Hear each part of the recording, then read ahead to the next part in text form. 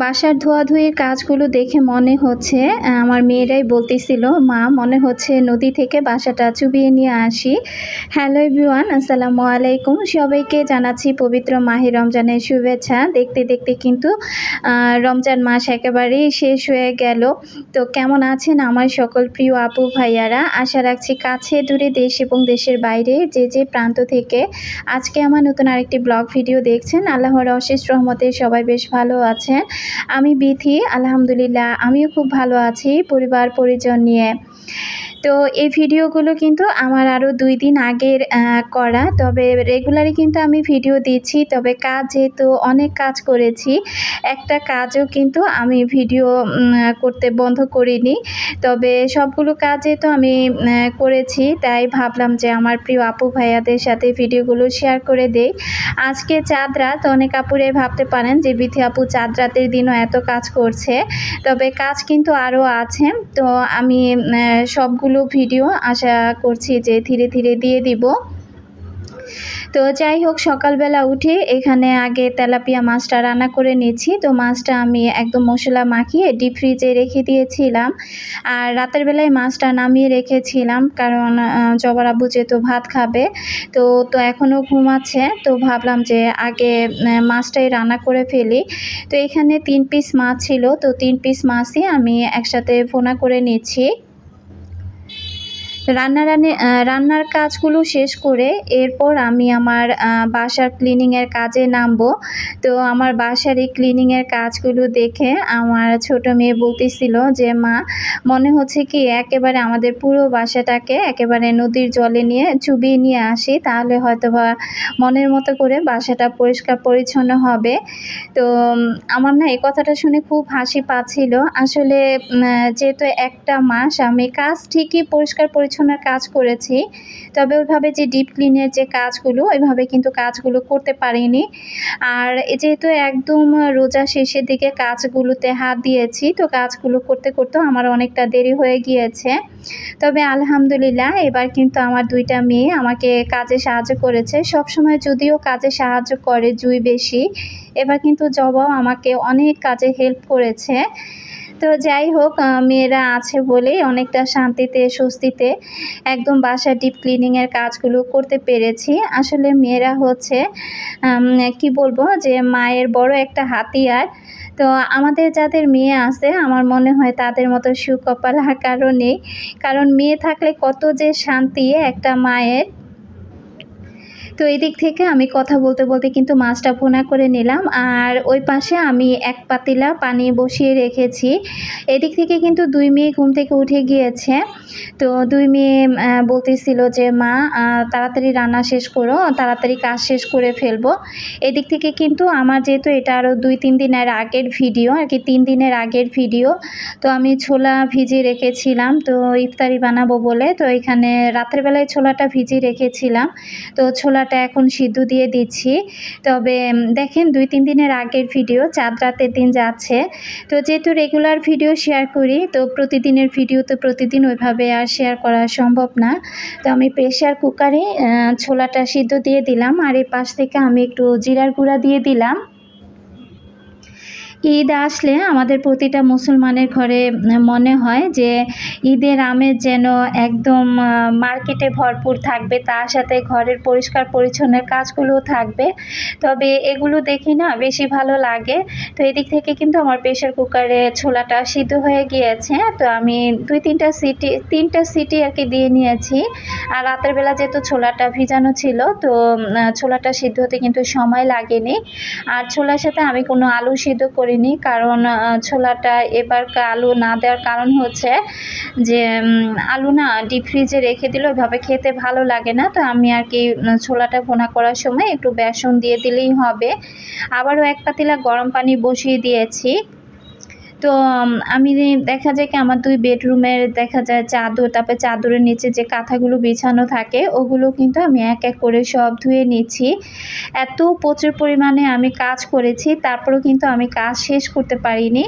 তো যাই হোক, শোকেসের জিনিসগুলো হয়তোবা ধুয়ে উঠতে পারবো না। তো আরও একটা কাজ আছে, সেটাও হয়তোবা আমি শেষ করতে পারবো না। তো কি আর করা, যতটুকু পারবো ততটুকু করব। এরপর যদি দেখি শরীরে আর এনার্জি নাই, এনার্জি লস হয়ে গিয়েছে, তখন কাজ বন্ধ করে দিব। তো এই পাশ থেকে আমি প্রেশার কুকারটা খুব সুন্দর করে ধুয়ে নিচ্ছি। পবিত্র রমজান মাসটা শেষ হয়ে গিয়েছে, সত্যি খুব খারাপ লাগা কাজ করছে। তো জানি না আল্লাহ পাক আবারও আগামী রোজাগুলা ভাগ্যে রেখেছে কিনা। যদি ভাগ্যে থাকে তাহলে আবার হয়তো রমজান ফিরে পাবো, আর ভাগ্যে না থাকলে তো নাই। আসলে না কাজ করছি ঠিকই, তবে খুব ভয়ে ভয়ে আছি। কয়েকদিন আগে কিন্তু আমাদের মায়ানমারে যে এরকম ভূমিকম্পটা হলো, তো দেখতে পাচ্ছি ইউটিউবে বা ফেসবুকে যে ভূমিকম্প আমাদের এদিকেও হওয়ার আশঙ্কা আছে, তবে খুব বড়সড় ভূমিকম্পই হবে। তো ধোয়াধুয়ি কাজগুলো করছিলাম আর মেয়েদেরকে বলতেছিলাম যে সব কিছুই তো ধোয়াধুয়ি করছি, তো জানি না যে হায়াত আল্লাহ কতটুকু দিয়ে রেখেছে। তো 72 ঘন্টার মধ্যে নাকি ভূমিকম্প হওয়ার আশঙ্কা আছে, তবে কতটুকু সঠিক সেটা তো আর জানি না।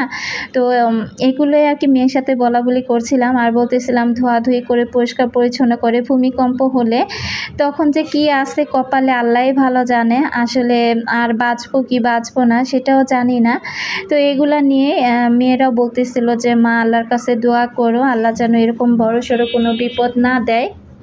তো আমার সব আপুরা দোয়া করবেন, আসলে আল্লাহ পাক যেন আমাদেরকে হেফাজত করে। আল্লাহ হচ্ছেন হেফাজতের মালিক। আর এদিকে দেখতে পাচ্ছেন আমার ডাইনিং টেবিলের পেপারটা উপরের, তো ওটা কিন্তু আমি ফ্লোরে বিছিয়ে তারপরে খুব সুন্দর করে একটু গরম পানি আর সার্ফ এক্সেল দিয়ে ধুয়ে নিয়েছি। এদিক থেকে গ্লাসগুলো কিন্তু আমি অফ ক্যামেরাতে একদম সাবান দিয়ে পুরোটা গ্লাস আর কি জবা একটু ঘষে দিয়েছে। এরপর আবার আমি ভেজা রুমাল দিয়ে সুন্দর করে মুছে পরিষ্কার করে নিয়েছি। দরজাগুলো কিন্তু আজকে জবা খুব সুন্দর করে সাবান দিয়ে ক্লিন করে নিচ্ছে। তো বাসার এই যে ছোটোখাটো যে কাজগুলো আছে যেগুলো না করলেই নয়, তো এই কাজগুলোই কিন্তু করে নিচ্ছি। আসলে বাসাটা রাস্তার পাশে হওয়াতে এখন তো আমি ঠিকই পরিষ্কার করছি, হয়তো 5 থেকে 10 মিনিটও যাবে না, আবার ধুলোর পাহাড় জমে যাবে। তো আমি কাজ করতে করতে মেয়েদের সাথে আর কি বলতেছিলাম যে রাস্তার পাশে বাসা নিয়ে আমি আর একদম আক্কল হয়ে গিয়েছে। আমি আর কখনো বাসা চেঞ্জ করলে আমি রাস্তার পাশে কোনোদিনও বাসা নিব না। এই পাশ থেকে কিন্তু একদম 2 মা মেয়ে মিলে আজকে কাজগুলো করছি। ওই পাশ থেকে জুই একটু একটু করে কাজ করছে, আবারও একটু একটু করে আর কি বসে থেকে একটু করে জিরিয়ে নিচ্ছে। না হলে দেখা যায় যে একেবারে হাঁপিয়ে ওঠে। তো এক বোন কাজ করলে আরেক বোন একটু জিরায়, আবার আরেক বোন কাজ করলে আরেক বোন জিরায়। তো এইভাবে কিন্তু ঘরের কাজগুলো করে নিচ্ছি।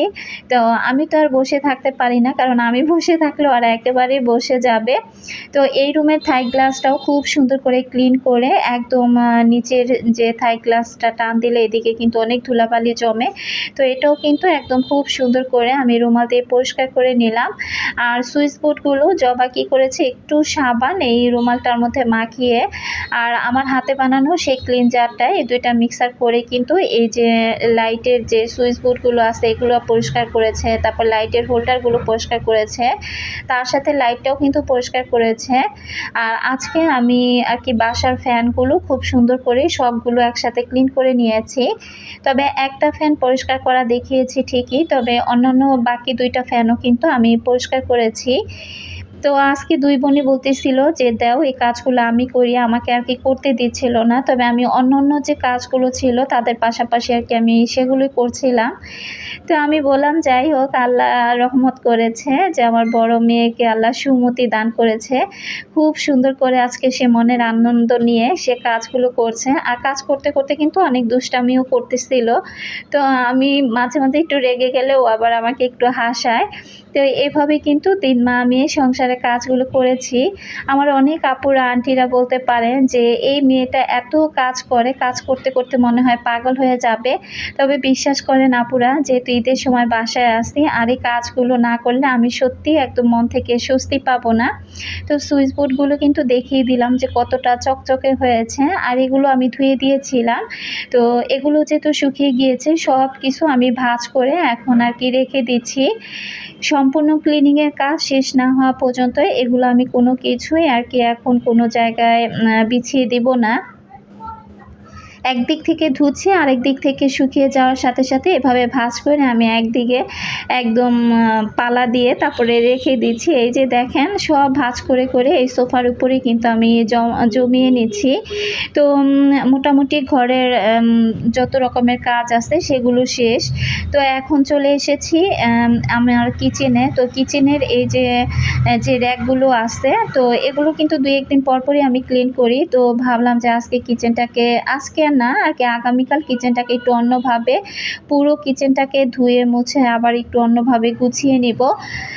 তো কি আর করা, কিচেন তো আর চেঞ্জ করতে পারবো না, তবে কিচেনের জিনিসগুলো মাঝে মাঝে এদিক সেদিক করে আর কি মনে একটু শান্তি আনি, এই আর কি। তবে আমি কিচেন র্যাকটা ভালো করে পরিষ্কার করে নিলাম।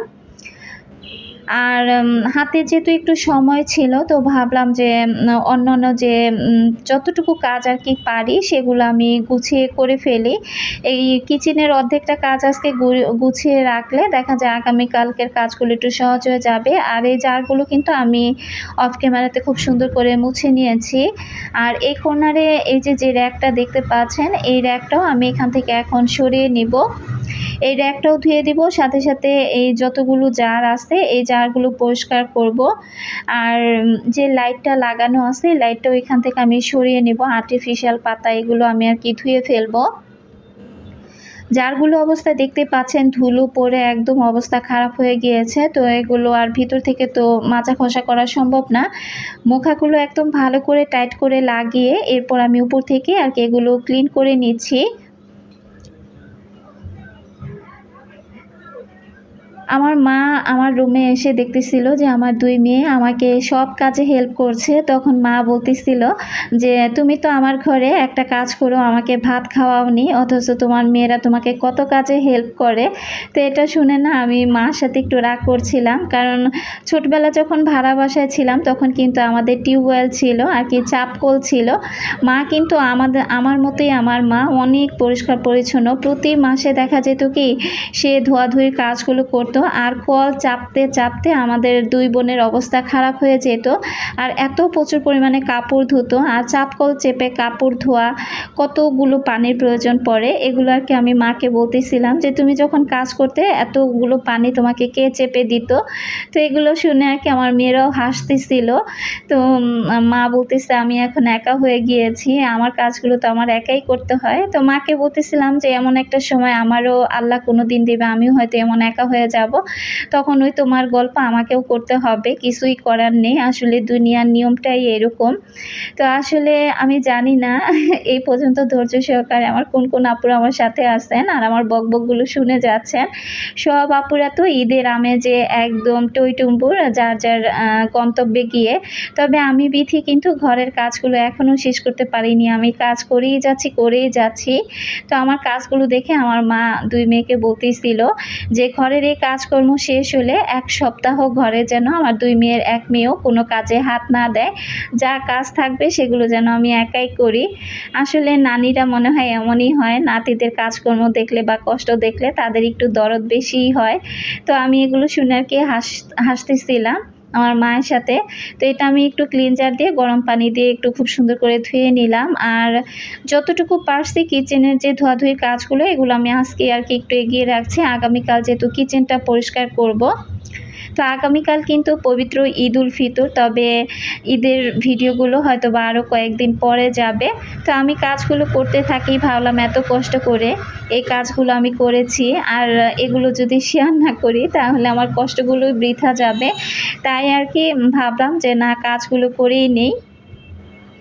এদিক থেকে ছোটোখাটো এই জিনিসগুলো এখন ধুয়ে রাখলে আগামীকাল কিচেনটা ধুতে তেমন একটা কষ্ট হবে না। এই কিচেনের দেয়ালগুলো একটু পরিষ্কার করে নিব, চুলাটা পরিষ্কার করে নিব, জানালা, তারপরে অ্যাডজাস্ট ফ্যানটা, এগুলো পরিষ্কার করতে আর কি যতটুকু সময় লাগবে। এছাড়াও ঘরে কিন্তু আরও হালকা পাতলা কিছু কাজ আছে, ওগুলো করলে এরপর আমার মোটামুটি কাজ কিন্তু শেষ হয়ে যাবে। তো আজকে কিন্তু বাহিরের দেশে পবিত্র ঈদ উল ফিতর পালিত হচ্ছে। আমার যে সকল ভাইয়েরা প্রবাসে আছেন তাদেরকে জানাচ্ছি পবিত্র ঈদ উল ফিতরের শুভেচ্ছা। যে যেখানে আছেন পরিবার পরিজন ছেড়ে আশা রাখছি আপনাদের ঈদগুলো খুব সুন্দরভাবে কাটছে।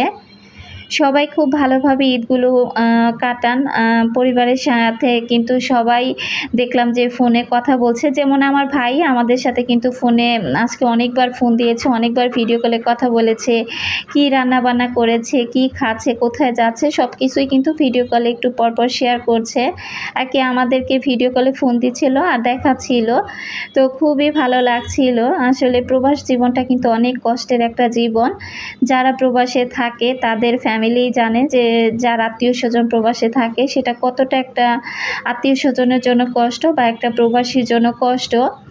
তো প্রতিটা প্রবাসী ভাই বোনদের জন্য মন থেকে অনেক অনেক দোয়া রইল। আর এই পাশে যেহেতু আমার কিচেনের সে ছোট সেলফটা লাগানো ছিল, তো আমি দেয়ালটা একটু ভালো করে ঘষে মেজে পরিষ্কার করে এটা লাগিয়ে নিলাম। আগামীকাল পরিষ্কারের সময় এগুলো সরিয়ে আবার একটু পরিষ্কার করে নিলেই হবে। তো যাই হোক, এই তো আমার মোটামুটি ধোয়াধুয়ির কাজগুলো একেবারেই শেষ। আর আজকে আর ভিডিওতে আর কোনো কিছুই আমি শেয়ার করব না। ক্লিনিংয়ের কাজ করতে করতে কিন্তু ভিডিওটা শেষ হয়ে গিয়েছে আর ভিডিওটা অনেক বড় হয়ে গিয়েছে। আমার আপুরা প্লিজ সবাই একটু ক্ষমা সুন্দর দৃষ্টিতে দেখবেন। কিচেনের এই কাজগুলো যখন করছিলাম তখন জবাজুইকে বললাম যে তোমরা গোসল করে ফেলো, দেখা যায় অনেকটা সময় হয়ে গিয়েছে আর কোনো কাজ করতে হবে না। তো এই দিক থেকে আমি সব কিছু ঝরা দিয়ে অফ ক্যামেরাতে গোসলটা করে নিয়েছি। আর এ পাশ থেকে আমি পেপারগুলো এই তো তুলে নিলাম, জামা কাপড়গুলো যেহেতু এই বারান্দাতে মেলে দিব। আর আমি কিন্তু দেখতে দেখতে ভিডিও শেষ প্রান্তে চলে এসেছি। আজকের মতো এখান থেকেই বিদায় নিচ্ছি। সবাইকে ঈদ উল ফিতরের শুভেচ্ছা জানাচ্ছি। আল্লাহ হাফিজ, আসসালামু আলাইকুম।